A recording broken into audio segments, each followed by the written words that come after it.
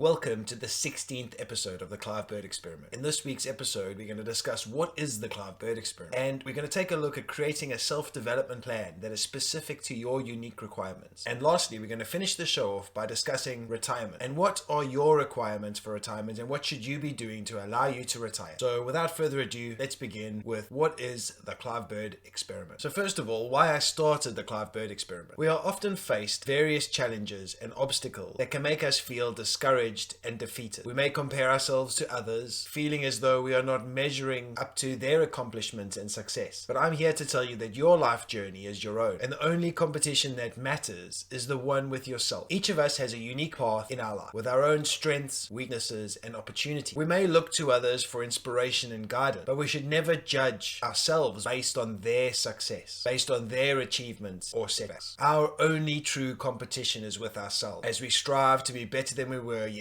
So, my friends, I urge you to focus on your own goals, your own progress, and your own self-improvement. Celebrate your success, no matter how small it may seem. Learn from your failures and use them as opportunities to grow and learn. And remember that each step you take, no matter how small, is a step in the right direction. We must also learn to enjoy the journey of life itself, rather than just focusing on the end goal. Life is full of ups and downs, and it is these experiences that shape us into the people we are meant to be. So embrace these challenges, the setbacks, and the moments of triumph, and use them to fuel your journey forward. And finally, remember that you are not alone on this journey. Seek out support, guidance, and inspiration from those around you. Build a community of people who believe in you and your journey, and who will lift you up when you need it most. So, my friends, this is why I started the Clive Bird Experiment, to embrace my life's journey with an open heart and an open mind. I am only competing with myself as I strive to be the best version of me that I can, and to share with others that harnessing the power of our own strength, resilience, and determination will allow us to achieve our dreams and reach our full potential. Living a finite life in an infinite universe means that we are mortal beings with a limited time on this earth, yet we are surrounded by endless universe that seems infinite in size and scope. On one hand, the finite nature of our lives makes us feel small and insignificant in the grand scheme of things. We may feel a sense of urgency to make the most of our time here, to leave a mark of accomplishment or something meaningful before our time is up. On the other hand, the infinite universe around us can inspire awe and wonder, reminding us of the vastness and mystery of the world we live in. It can help us put our own life and our problems into context, into perspective, and remind us of the beauty and complexity of the natural world. Living a finite life in an infinite universe makes me reflect on the bigger questions of life, such as our purpose and the meaning and our meaning in the world. I consider the legacy I want to leave behind and the impact I want to make on the world. Ultimately, living a finite life in an infinite universe can be a reminder to live in the present moment, to appreciate the people and the experiences around us that we have in our lives right now, and to make the most of our time while we're here. It is an incredible stroke of luck that we exist in this time, on a place where life is possible, on our beautiful planet. The conditions that are necessary for life to flourish are incredibly specific, and the fact that we have all of these conditions here on Earth is a remarkable occurrence. While we consider the vastness of the universe, with billions of galaxies, each containing billions of stars, it is tempting to assume that life must exist elsewhere. However, despite decades of searching, we have yet to find any conclusive evidence of life beyond Earth. The conditions necessary for life are complex and specific. They include a planet that is exactly the right distance from a star to support liquid water, an atmosphere that can support life, and a presence of organic molecules that can serve as the building blocks of life. Many of the other planets in our solar system are inhospitable to life as we know it. Venus, for example, has a thick toxic atmosphere and surface temperatures hot enough to melt lead. Mars, on the other hand, is cold and barren, with a thin atmosphere that offers little protection to the harsh conditions of space. Given these conditions, it's remarkable that Earth is home to a stunning array of life, from the tiny microbes to the enormous elephants and whales. Life has adapted and evolved to thrive in an incredible range of environments, from the depths of the oceans to the peaks of the mountains. We should cherish the fact that we live on this planet and that it is capable of supporting life, and we need to work to protect it and preserve it for future generations. Our planet is a precious gift, and it is up to us to take care of it and to ensure it remains hospitable for the amazing diversity of life that calls it home. When you think about all the things that make life possible, and you think about all the things in our lives lives that make us feel like we haven't achieved enough. There is one resounding thing that always comes to my mind, is how lucky we are to be alive, how lucky we are to be conscious, and how lucky we are to have the ability to change our environment, to change our life situations, and to change everything we need to change to get to where we want to get to. That is the most amazing thing about being a human. It's not about the resources, it's not about the luxuries that we covered so much. It's about our lives and what our purpose is, and the mix of our unique abilities and skills and interests. So now I want to discuss with you how to design a self-development plan that is unique to you and your requirements. The first thing we're going to look at is identifying your goal. Then we're going to follow it with research, and then we're going to make a plan. Then track your progress. On the back of that, we evaluate and adjust, and then at last is we stay motivated. So let's start off with identifying your goals. Before you start a plan, you need to identify what you want to achieve. Ask yourself, what skills do I want to develop? What areas of my life do I want to improve? Now, there's many ways to sit down and write this. Some people just like to write a long list. Some people like to make detailed plans of specific headings. But the way I do it is I use a mind map, and I find it's the best way to figure out what is really important to you and what you want to achieve. So this is my mind map. This is my big picture, 3 years to 30 years ahead. These are all the things that are important to me and all the things that I want to get the most out of my life and my time on this planet. Some of them are very basic, like professional and working career. So that'll be my qualifications and the skills to ensure that I have continued employability in the workplace. I have enough skills to earn the wage that I require for the lifestyle that I want. Next one that's important to me is self-sufficiency and environment. And my objective is to become fully self-sufficient in food and energy. That is a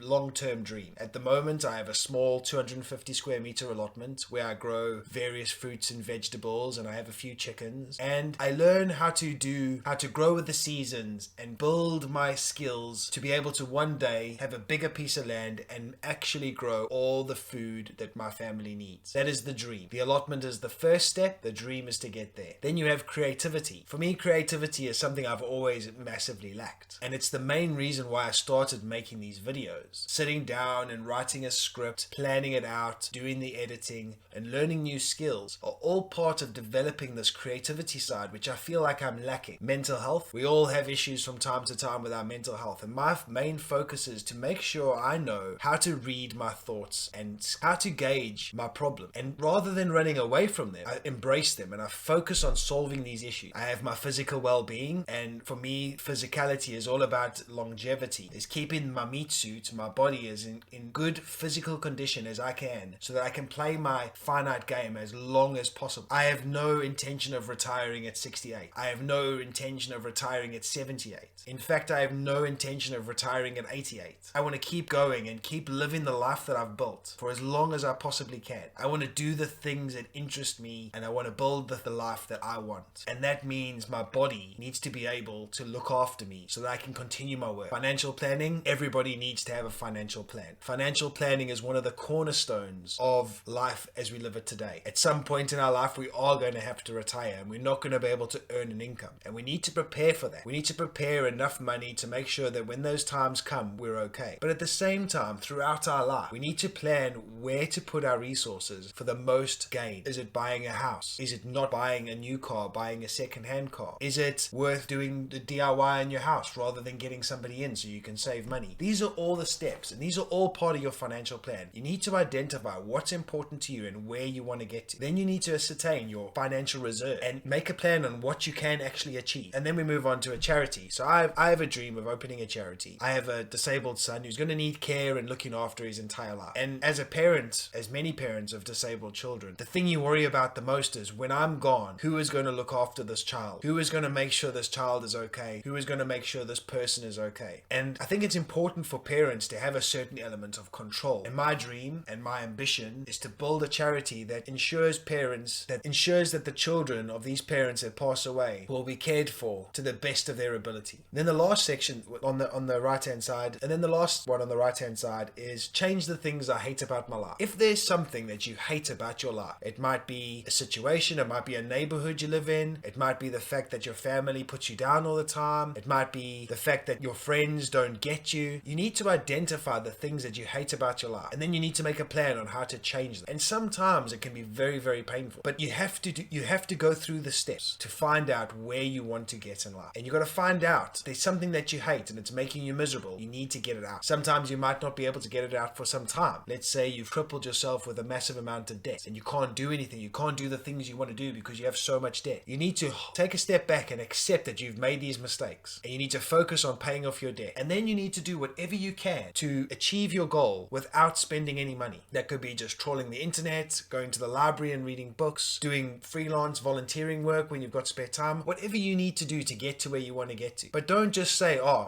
it's going to take me 5 years to pay this off. I'm not going to do anything until this is paid off. You've got to continuously be working on many angles of your life. And that's why the mind map is so good, because it shows you all the things that are important to you. So on the left-hand side, at the top, starting from the top, I have my relationship with Bev, who's my wife. I have my relationship with Dexter, who's my oldest son. And then I have my relationship with Isaac, who's my youngest son. And each one of those people, they have certain needs and wants and requirements. And I'm trying to build an understanding of everything that they need from me. Bev sometimes just needs my attention and my emotional support, which for a person like myself, I struggle with emotional support. It's not an area of strength, but I identify that and I try and work towards it. I have a dream of buying my piece of land where I'll create my sanctuary for my family and hopefully earn an income well into my retirement. That is a goal and a long-term dream that I'm working towards. And these last three, so exercise restraint when it comes to action. Mastering one's desires is of the highest importance in achieving our goal. But giving into temptation is a human action and not without its lesson. We all have our struggles in life. We all have our habits that we can't give up. We all have our desires that we can't stop. We all have those, but we have to accept that they have to be controlled. We can't just act out whatever we want all the time, because that is not how you achieve happiness. So you have to identify things that you love, that you don't want to give up, but aren't necessarily great for you. It could be drinking too much, it could be smoking weed, it could be anything. It could be having to justify, it could be cheating on your spouse. It doesn't aid you in achieving your life goals, but it's something that you personally cannot stop or cannot do easily. You have to identify what those are about you, and you have to work towards controlling them. Otherwise, you will never be able to focus on everything you need in your life, and it will result in divorce and estrangement from family, loss of work, and various other negative side effects on your plan. Now, the pursuit of eudaimonia. Now, that's something that I've picked up from the Stoics, and it's all about living life, being righteous, being a good person, and it's something I'm still developing. So it's still in the development phase, but I believe it's something I want to pursue. And then lastly, I do wish to pursue a career in politics after the age of 55. I've just turned 41 now, so it's still a long way away. And a lot of my research and a lot of my focus goes towards focusing on the political issues of the world. Because at the moment, I feel like the world is changing. And I feel like the political systems that we have now and the parties that we have in place now, we can't trust them to deliver what we need. And I feel that the only way you can change it is to be a part of it. So these are the main things that my mind map tells me are important to me. The next step is to research. Once we have identified our goal, we need to do some research to determine the best approach to achieve them. You can look through resources like books, online courses, workshops, find a mentor. All these can help develop the skills you need to achieve your goals. So for me, for 2023, myself an objective to read a book on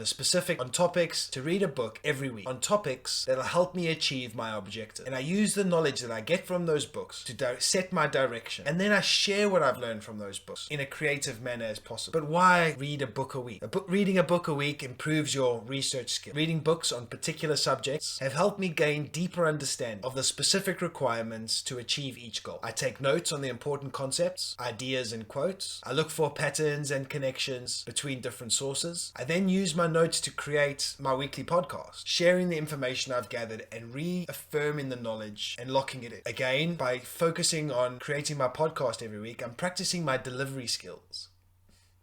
By paying attention to how the authors structure their writing and present their ideas. I take notes on their tone, their pace, and their use of rhetorical devices, and apply these techniques to my own writings and presentations. The time I spend doing my weekly podcast ensures that I practice public speaking and build my confidence. I use my newly acquired knowledge on a topic to try and engage with my audience and connect with them emotionally. I use the information that I've gathered in my weekly book readings to create my content, to create my videos and podcasts. podcasts. The objective is to try and make these topics as interesting and informative while highlighting specific issues in today's society and how I believe we can solve. By creating my videos and my podcast, my objective is to build authority by sharing my knowledge and expertise, by doing these videos and giving talks and contributing to online forums. I get to showcase my work and ability and eventually establish myself as an authority. By engaging with my audience, by answering questions and responding to comments, I can create a presence and a following that can hopefully make a difference in the world. And then we move on to step 3, which is the plan. After researching, we need to create a plan of action, breaking down your big plan into smaller goals and objectives, and creating a timeline to complete each step. This is all about identifying what needs to be done first. The way I do this is I created a separate mind map for the year 2023. The objective of this mind map is to focus on the steps directly, to focus my activities on specific areas of the life plan and break them down into smaller steps. So this is my mind map for 2023. Start off with creating a balanced diet using the knowledge I've gained from the blue zones, the Mediterranean diet and the carnivore diet, to build myself a diet that is cost effective and healthy and ticks all the boxes of the benefits gained by these very specific diets. And I'm a firm believer in one specific diet over a long period of time is not necessarily the best solution. I think it's important to build in various diets, various positive things, and change your diet like your life, and eat with seasons or with periods. My objective is to make a live stream a week, which I'm currently 1 week short, but I've hit my target every week so far for 2023. I have plans for Isaac, and he has his developmental needs on things I need to focus. My plan to get my six-pack, that's part of my health. And the way I work it is, my plan is to get a six-pack by controlling my diet, controlling my activity, but not necessarily dedicating loads of time to exercise. Because the important thing is to have a healthy and active life without dedicated exercise. Again, I spoke earlier on about my emotional issues, and that's what I'm really focusing on this year with my relationship with my wife, is being more emotionally accommodating to her needs. Obviously, my objective is to be the best father I can for my oldest son, who's currently going through his puberty era, and he's going through a very difficult time in his life. My goal is to give him all the groundwork, all the knowledge that he can possibly get to make the best decisions in this difficult phase of his life. And my side project is to help those around me achieve their personal goals. The start of the year, I went around to 10 friends and I said to them, what are your goals for 2023? 5 of them told me they had goals, and we sat down and we discussed it, and I asked them how I can help them achieve their goals. 5 of my friends didn't have any goal, and I sat down with them and I discussed with them why they should have something to work towards, and I would be really willing to help them. And that is about giving back. Sometimes when we feel like we have our life together, it is good to share the skills that we have with others, because people don't like to talk about things with other people, especially semi-strangers. Moving on to the right hand side, a couple of basic ones. We just bought our new house. We've been in this house since December, and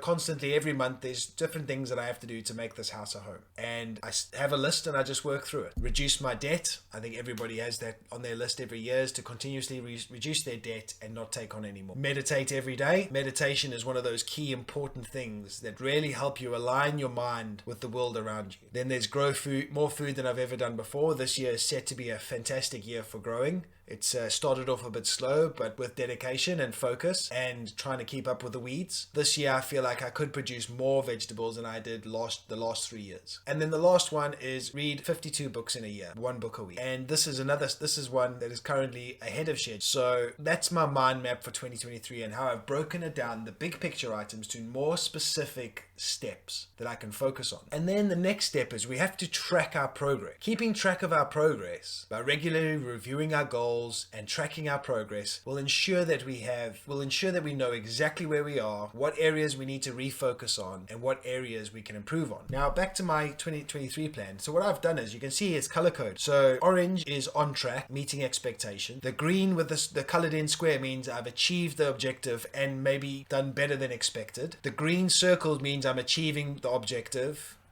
at a comfortable pace, no real changes required. And the red blocks means sometimes you can't progress without the other person progressing with. So sometimes, like in the case of Isaac, I have big plans and I'm trying all these things, but I can't move at the pace I want to move at. I have to move at his pace, which means I might not be achieving what I want to achieve from it, but I'm doing the best I can. The same with my emotional availability for my wife. It's not something that comes very easy to me. I don't feel like I'm achieving what I would like to achieve from it, but it takes time and it needs more focus. And the same with meditating every day. day. I am not meditating every day. I'll be lucky if I meditate once or twice a week. So I'm achieving some of it, but I'm not achieving it to the level that I want to achieve. So it's a great way for me just to see exactly where I am, what needs to be done, what needs to be changed. Additionally, what I do is I log everything I do. So this is my section where I read 52 books in a year. I record every book and author. I record the date it's completed, and I record one important learning from that book. Every book gets an important learning, and I read those learnings every month just to remind myself where I've going, where I've been, and what's important. The same with my podcast. Every week I do my podcast, and at the end of the podcast, once I've done my editing, I take a note on what could be improved. I mean, the first ones was loads of improvements, was improving audio, improving light quality, improving set, and now it's getting to the point where I feel like I'm comfortable with where I am. I need to focus on building a set and building a studio and getting it to a point where it looks a bit more professional. But again, this is not a priority. The priority is to create the podcast, read the book, deliver the information as best you can. And I feel like every week I get a little bit better. I get a little bit more comfortable talking on the camera. I get a little bit quicker at setting up my studio. And this is the journey. The journey is long. You're not going to achieve everything you want to achieve in 52 episodes. But if you achieve consistently, you do your 52 episodes in a year, when you go into your next year, you'll have a lot more experience and you'll be able to change your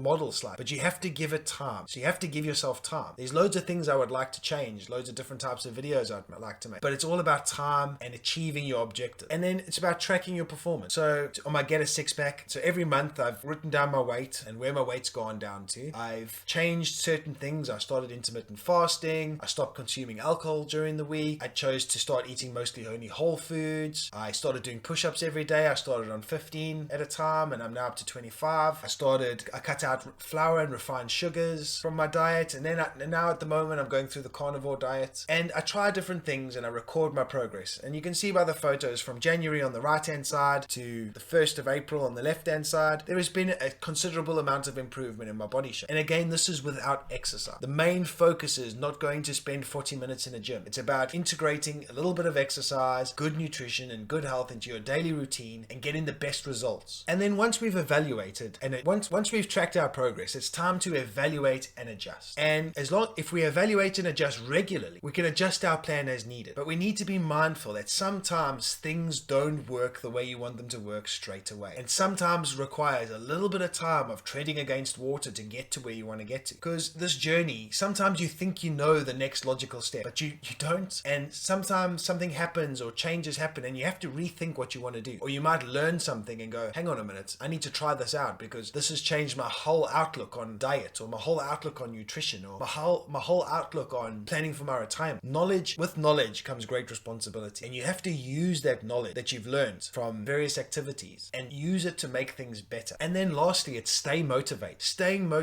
Stay motivated by celebrating your progress and rewarding yourself for reaching milestones. Again, try and stay positive all the time and surround yourself with positive people. Staying motivated is probably one of the hardest parts of this whole project because things don't always work out the way you want them to or the way you envisioned it to. And this can be incredibly demotivating. But you have to remind yourself that this is your plan and what you expect might work, might not work, but you need to keep pushing forward. If you identify something as completely not working, try to figure out why it's not working and then change it. It might just be a small thing you have to change. It might have to be a whole direction change. A great example of this is this channel. The amount of effort it takes every week to make a podcast, film a podcast and edit it is quite time consuming. And then you make a video and then it might get no views. And it's like, and you might feel like, oh, that's a bit shit. But at the same time, what you have to remind yourself is what you got from making that. What I got from reading that book. What I got from making that video. What I got from doing the research. How do I feel? How has it helped me focus on where I want to get? It doesn't matter if nobody else watches. What's important is you've identified something that's important to you. You've worked through it and you've found a clear step in how to do it. And then you share it. And somebody might never see it. But that is not really the important part. The important part is the doing it. One person might see it and go, that's amazing. And that's all it takes. And you've helped one person. It doesn't matter if you have 1 subscriber or 1 million subscribers. If you can help one person, that's all you need to do. It's all about karma. It's all about doing the best you can for yourself and for those around you. And then, even if something's not doing well, so you go, well, I'm learning new skills. I've improved my public speaking. I've developed my creative side. I affirm my knowledge and I share it with others. Well, if nobody sees my video, I've still got 4 out of 5. That's a pretty good average. That's at 80%. And that's all it takes. It's just continuously pushing yourself forward and trying to see the positive side to keep yourself motivated, to keep yourself driving yourself. The next thing I've been really working on is retirement. I've been speaking to loads of people about their retirement. Some people in their 40s like myself, some people in their 30s, a couple of people in their 50s. 50s, a couple in their 60s. I've asked people that have retired. I've asked young people that aren't in the workplace yet. I've asked people that have just started in the workplace, and nobody ever seems to really put a lot of thought into retirement. Yes, people above 40 start to think about it a bit more. People above 50 start to think about it a bit more. People above 60 start to think about it more. But there's still people in their 60s that don't know exactly how much they're going to get or how their retirement is going to be. And this is a huge problem because a lot of people don't actually sit down and think, how much money do I need for retirement? So I thought this would be a good opportunity to just dip our toes into this area. I'm not a financial advisor. I'm not going to be telling you what to do with your money or how to do it. But I am going to say a few things that I've found very beneficial in my life. And some of the things that I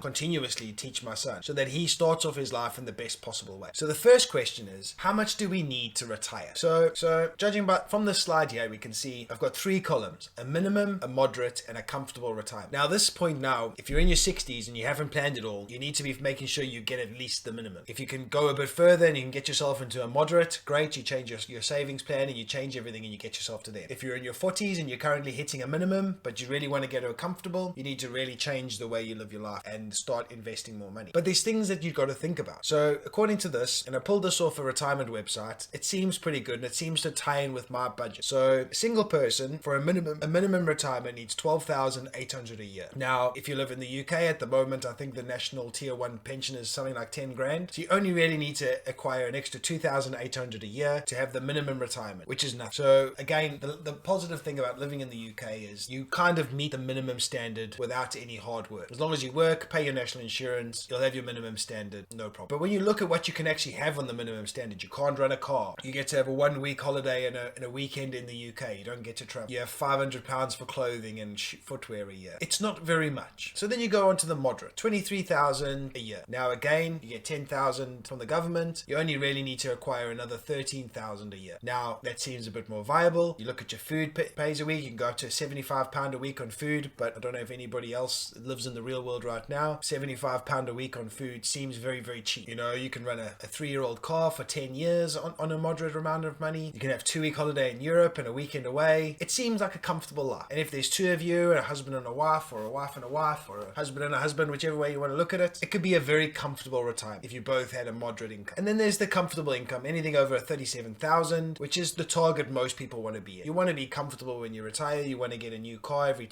5 years. You want to have enough money to buy the food you want to eat. You want to be able to replace a kitchen or a bathroom every 10 or 15 years if something goes wrong. You don't really want to be doing the work yourself anymore at that age. You want to maybe go on a few holidays a year to break up the mundanity of being at home without a job or a purpose. But the question is, how do you get to these figures? How do you get to that kind of money? And the only solution that's obvious to everybody is you have to increase your money you put into your pension fund every month. I think the national minimum is 3%. The employer will put 3% in and you put 3% in, that's 6% a year of your current wage. But realistically, what I've found when I've done my calculations, 15% contribution by yourself and a 3 to 5% contribution by your employer is what gives you the best results. And I think the best way to achieve that is to get in and get it started at the youngest possible age. So when you start working, and that's up to parents to instill that in their children. We should be driving that home to our children continuously. You know, when they get their first wage and they're earning £800 a month or whatever, 15% of that should be going into their retirement. It's hardly noticeable at that young age. They never had that money before. So they need to learn that it's important to start saving for the retirement young. And again, if you don't want to work till 68, you definitely need to start planning. And it's quite shocking. I mean, I've spoken to loads of people about their retirement and people seem to just put the minimum in. They put the minimum amount in. They don't worry about how much they save for retirement. And even people in the 60s don't know how they're going to get their retirement money out. They don't even know that they're going to pay tax on their retirement money as income. And this is scary. The fact that people don't have the financial knowledge of their retirement, it really worries me. You know, a lot of people don't know that there's various ways you can draw down your retirement pot. You can have a drawdown pension. You can buy an annuity. You can have a combination of them both. You can remove your retirement pot into an investment pot and invest your money and live off the interest. Or a mix of these options depending on the size of your pension pot. But your pension pot has to be a considerable size in order to get this variation, which means you have to save from a young age. It always comes back down to saving more. You know, and people don't know that they're taxed on their pension earnings, just the same as income tax. So if you're earning 36,000 a year, you're paying tax just as you would be if you were earning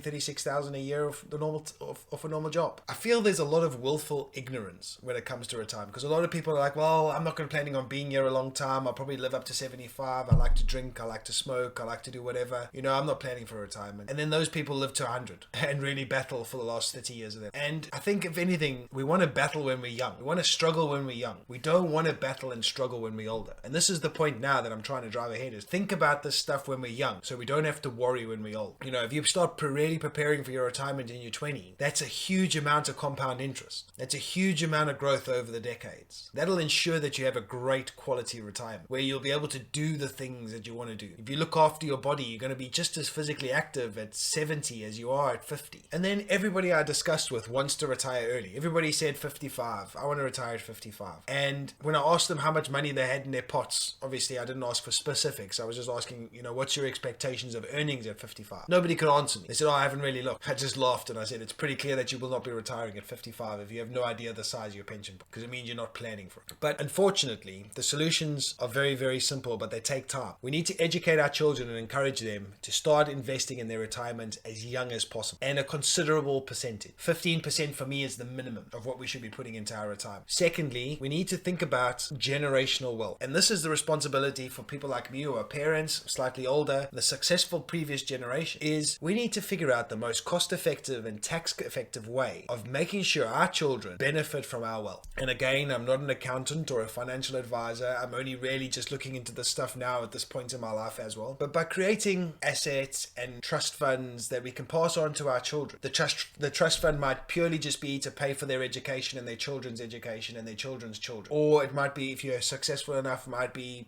enough money to set them up to have a really comfortable retirement at a young age already. Whatever format you are, whatever stage you are in the generational wealth, anything you can do to help the next generation will give them that leading edge. We all talk about it. A lot of us, like I'm a late millennial, we all talk about how we made it on our own. You know, I came to the UK with 500 pounds in a backpack 20 years ago, and I've worked hard and I've done everything I needed to do to get myself to where I am today. And it's something to be proud of. But what we do is we transfer that onto our children, and we say, well, I did it, my children should do it. But the world changes. Things change all the time. And why would you want to, how many years was I in debt trying to get ahead and paying off loads of, how much money did I lose to pay off debts and all that? How much time did I spend having to like wait for vocational training rather than just going and paying for a degree? If you give that opportunity to your children at a young age, and your children go, right, well, there's your money that you can have the best education you need throughout your life, and then when you die, when your children are born, they can get the same education, and that's the gift that I'm giving you and future generations. That is the object. It's not to make their lives easy. It's about making their lives better, giving them the skills, giving them the access to resources that they need to make their lives better. You know, and there's loads of ways you can put criteria in there to make sure they achieve different things, whatever. Like, everybody's different. Everybody has different ramifications. Everybody has different size pension pots. But for me, my most important thing is making sure my children don't have to start at zero. And then hopefully they become successful, and their children definitely don't have to start at zero. But I have to think about all this stuff and educate them before I go. And a lot of people don't do this. It's the willful ignorance. We just don't worry about it. We sit and we complain and we moan about stuff, but we never actually fix these problems. And that pretty much brings this episode to an end. I just want to say again, thank you so much for taking the time to watch my videos.